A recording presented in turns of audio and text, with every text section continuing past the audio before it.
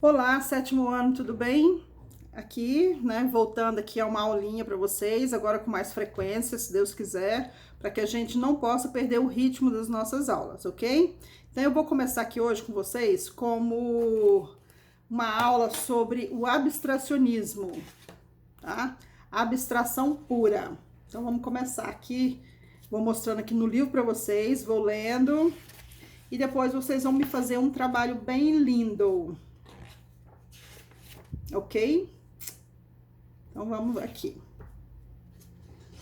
Bom, o abstracionismo, ele começou com um cara chamado Vassily Kandinsky e Vladimir Malevich. Todos dois russos.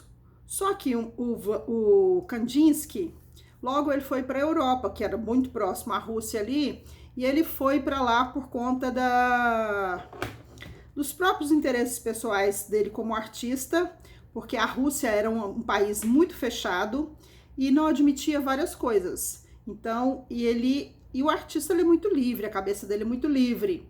Com isso, ele foi para a França. Aí na guerra, ele foi para a Alemanha, um pouquinho antes da guerra. Aí ele começou a dar aula numa escola chamada Bauhaus. Essa escola é uma escola de design, onde as pessoas criavam sofás, cadeiras, talheres. Era uma escola de design e artesãos. Quando veio a guerra, essa escola foi fechada. Aí ele mudou-se para a Suíça, porque era um país mais tranquilo, e lá ele ficou. Eu vou ler um pouquinho aqui para vocês a definição de abstracionismo, certo? Olha o meu livro como está despencando já, de tanto carregar para cima e para baixo. Então vamos lá.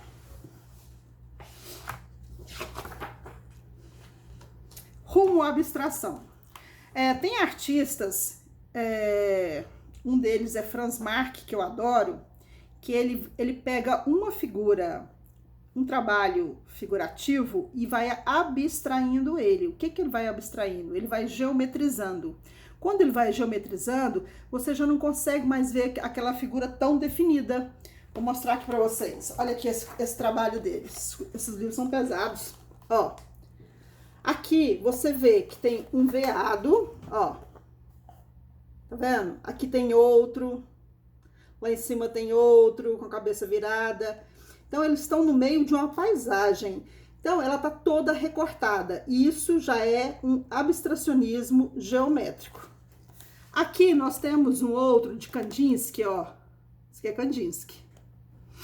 Ele vai geometrizando. Veja que aqui ele trabalha círculos de várias maneiras.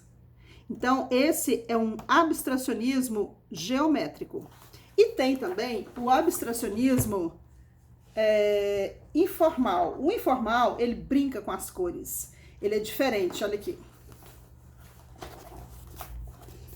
Ó, esse é o abstracionismo informal. Ele não tem compromisso com nada, com nada. Ó, esse já é o abstracionismo, olha aqui, totalmente geométrico. Aqui, quando ele faz um losango, parece uma pipa, não é isso? E ele vai acrescentando o quê? Os círculos. Esse quadro é lindo. Eu gosto muito de abstrato. Então, nós vamos ver aqui que nós temos pessoas que foram fazendo um abstracionismo geométrico, que foi geometrizando o quê? Animais, árvores. O nome desse cara é Franz Marc. Eu até tinha o livro dele aqui, só que eu já nem sei mais cadê. De acordo com o que a gente leva para as escolas, e as pessoas vão, por incrível que pareça, roubam até as folhas dos livros da gente. Aqui eu tenho outro cara também, chamado Paul Klee. Ele também é um abstracionista. Veja. Tudo bem, você vê que é um peixe, mas ele pinta muitas vezes também, ele trabalha só com cores. O Paul Klee também foi um professor da escola Bauhaus. Gente, depois, quando a gente voltar às aulas, eu vou fazer uma recapitulação desse material todo com vocês. E o que eu quero é que vocês se ocupem um pouquinho com a arte e que possam fazer também desenhos. Olha, esse trabalho aqui é de Paul Klee. Ó, Muito simples, né? E esse aqui é do Vladimir Malevich. Esse aqui é chamado de abstracionismo suprematismo dinâmico. Eu não gosto muito, ele trabalha também com figuras geométricas. Mas eu acho as cores assim poucas, acho meio sem graça. Eu gosto de vida. Nós temos um cara chamado Mondrian. Piet Mondrian. Olha que bonito isso aqui. Ele já trabalha só com os quadrados e retângulos. As cores são sempre puras. Exemplo, vermelho uma cor pura, o azul uma cor pura, o amarelo uma cor pura. Aqui ele põe um leve cinza, branco, e as listras de preto. O trabalho dele é muito bonito, é muito bem feito. Então eu vou ler aqui um pouquinho para vocês.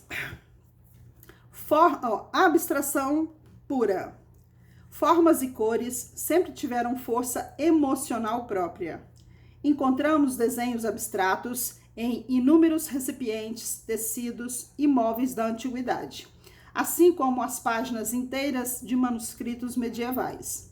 Na pintura ocidental, porém, nunca antes se levara a sério como tema artístico esse deleite com a forma de per si ou cor que, independente da natureza. O abstracionismo tornou-se um veículo perfeito para os pintores explorarem, universalizarem ideias e sensações. Então, na verdade, o artista se sente muito livre, né? Ele não tem assim conceitos, olha, isso aqui tem que ter a proporção correta, isso aqui tem que ter essa cor correta. Não. Minha cachorrinha latindo, gente. Luna! Então, esse abstracionismo, ele vai ganhando força. Vou ler um pouquinho sobre Paul Klee, que também foi um professor da escola Bauhaus. Essa escola, gente, existe até hoje. Ela fica na Alemanha. Paul Klee era um introvertido pintor suíço que passou a maior parte da sua vida adulta na Alemanha, até ser expulso pelos nazistas em 1933. É impossível explicar sua obra, restando apenas dizer que está longe de ser inteiramente abstrata. Lembra quando a gente vê os peixes? Então ela não é tão abstrata, mas tem algumas que são bem abstratas. Mas que também nunca se mostra verdadeiramente realista. Paul Klee tinha sensibilidade natural à música, a menos material das artes, e ela permeia todo o seu trabalho, clarificando a cor enfeitiçadora e desmaterializando as imagens. Então, Paul Klee, ele foi um cara muito bom. Ele é considerado um colorista, de tanto que ele gostava de cores. Vou ler aqui um pouquinho sobre Kandinsky, que ele é um cara muito importante. Só que antes vem quem? Franz Marc. Nem Franz Marc, nem Mack chegaram a ser pintores abstratos. Foi Vassily Kandinsky, em 1866, em 1944, que descobriu que a necessidade interior única, capaz de inspirar a verdadeira arte, o obrigava a deixar para trás a imagem representacional. Ele era russo, que se formara advogado, era um brilhante persuasivo, ou seja, era um brilhante convencedor.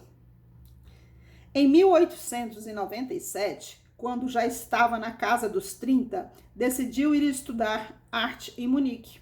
Ou seja, ele saiu da Rússia e foi para Munique, que fica na Alemanha. A época que estabeleceu Der Baureiter, Kandinsky já abstraía da imagem, usando como um trampolim criativo para sua arte pioneira. Ele não foi só abstracionista, ele tem uma parte que é bem assim, paisagens, pessoas. Então, as pessoas não nascem daquele jeito e morrem daquele jeito, não. Ela vai passando por várias fases, tá? Picasso passou por várias fases, Kandinsky e inúmeros outros. Então vamos lá. Certa noite viu uma pintura sua que jazia do lado do cavalete, impressionou com aquela beleza que beleza superior é a que apresentava quando ele endireitava a tela. A cor liberada, a independência formal, foi o que tanto fascinou. Então nós temos o abstracionismo informal, que é esse aqui todo colorido, né? Esse aqui. Nós temos o abstracionismo geométrico e nós temos aqui o abstracionismo de Malevich, que é chamado de supremacia, tá? Esse aqui, que também trabalha só figuras geométricas. E nós temos Paul Klee e ainda Mondrian. Mondrian, você olha para as obras dele, você sabe que é ele, porque ele só fazia isso. Porém, era de uma preciosidade. Vou mostrar um outro livro aqui para vocês dele. Aqui não falta livro, viu, gente? Então, Mondrian, ele trabalhava esses quadrados, losangos, retângulos, de uma forma muito, muito perfeita. Tô olhando aqui a ordem cronológica, só que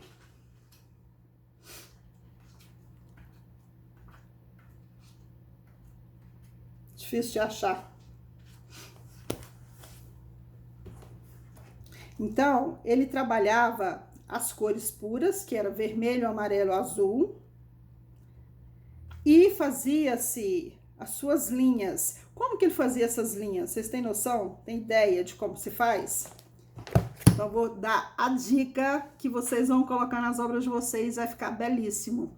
Ele colocava fitas, ele pintava os quadrados, depois ele colocava a fita, por exemplo, aqui, ó. Ele passava uma fita de cá e outra de cá. Aí, você pinta e fica certinho, sem nenhum erro. A hora que secar, você tira a fita. Fica perfeito. Fica maravilhoso. Qual o nome desse artista? Piet Mondrian. Mondrian trabalhava o quê? As cores puras.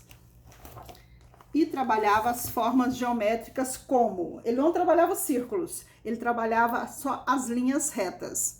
Ele trabalhava os quadrados, retângulos e losangos. Aí nós temos Paul Klee, que brincava com as cores. Nós temos Vassily Kandinsky, que é a minha paixão. Eu também tenho um livro só dele aqui. Também não sei onde está. Teve uma exposição aqui em Brasília, lá no Centro Cultural Banco do Brasil. Gente, foi maravilhosa. Eu fui com a escola que eu tava em Taguatinga. Gente, é inesquecível a exposição dele. Maravilhosa. Aqui tem o Robert Delaunay, que é esse aqui. Ó, sempre muito coloridos os quadros. E aí tá a beleza do abstracionismo. As cores. E nós temos ainda o Franz Marc.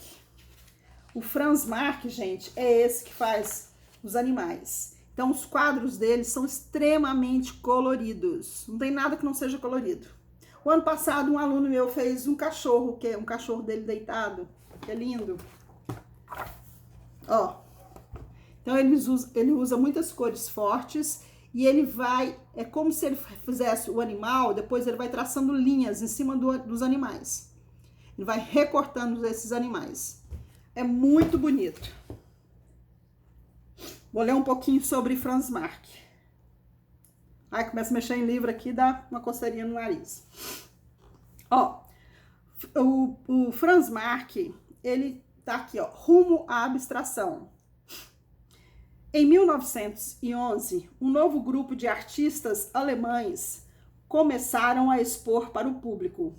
Der Pauli Reiter viria a ser o ponto alto do expressionismo alemão. mas também abriu caminho para a abstração ao defender o experimentalismo e a originalidade. No mais das vezes, atribui-se a Vassily Kandinsky, membro mais influente do grupo, a distinção de haver pintado em 1910 o primeiro quadro abstrato. Então, 1910, gente, o meu avô tinha 5 anos. E assim, na época, né? Então, era uma coisa muito inovadora para a época. Então, quando o Franz Marc ele faz esses desenhos, começa a fazer essa abstração, ele está rumo à abstração. Não significa que ele é totalmente abstrato. Quem vai ser totalmente abstrato depois vai ser Vassily Kandinsky, Mondrian, Paul Klee. Tem um outro velhinho que é a coisa mais linda também. Deixa eu ver se tem quadro dele aqui.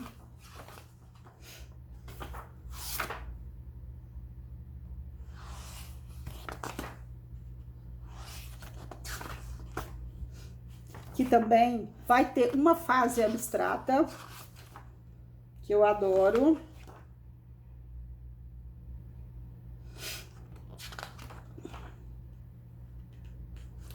Henri Matisse, Fauvismo. Cadê? Ah, tem um cara aqui chamado Jack Pollock.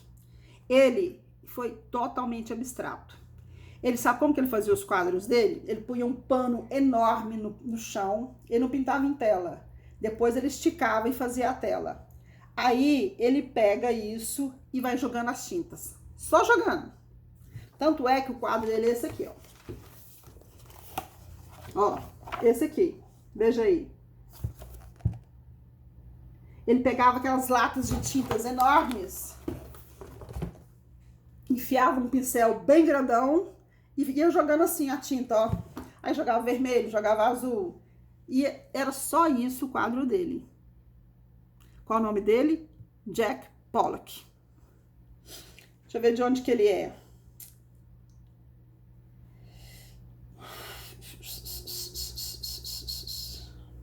Não fala. Não fala. Então, gente, as pessoas usavam essa arte para transgredir, para criar uma coisa nova. O artista chega um momento que ele não quer mais fazer a realidade, o retrato da realidade. Pô, essa luz aqui tá boa. Então, ele pega e resolve criar algo novo. E esse algo novo é o que vai dar sentido a muitas coisas, porque o artista, ele não se satisfaz com qualquer coisa.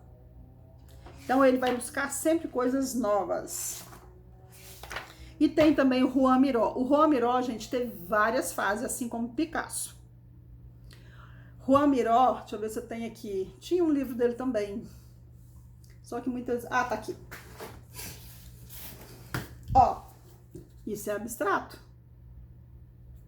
Então, ele teve tantas fases, ó, pra você ver que ele não fazia só abstrato. Ó. Mas aí chega um momento da vida dele que ele não vê mais sentido em fazer nada figurativo. Aí ele começa a fazer coisas assim. Na Espanha, em Madrid, em Barcelona tem uma rua lá que tem uma pintura dele no chão. Coisa mais linda. Tem um outro lugar que é no muro. Então, assim, eles preservam muito isso. Se fosse aqui no Brasil, eu já estaria todo pichado, né? Pois não, eles respeitam os artistas. Olha aí. Então, a maneira de pintar abstrata tem inúmeras maneiras. E detalhe, você pode fazer com canetinha, você pode fazer com lápis de cor, você pode fazer com tinta em tela, você pode pintar com bucha, como nós pintamos no ano passado. Vários alunos pintaram e os quadros ficaram incríveis. Quanto mais colorido, mais bonito fica. Quem quiser já... Ah, mas tá tudo fechado ainda, né? Não tem nem jeito. Mas faça no papel canson. Agora vocês vão me fazer um trabalhinho. Vocês vão pegar o seu papel canson, ou o seu caderno mesmo de desenho, ou uma cartolina, qualquer coisa. Se a cartolina for muito grande, recorta ela. Parte ela ao meio, depois tira mais um pedacinho, deixa ela mais retangular. Aí vocês vão fazer o quê? Vocês vão pegar e vão começar a rabiscar. Não rabiscar assim.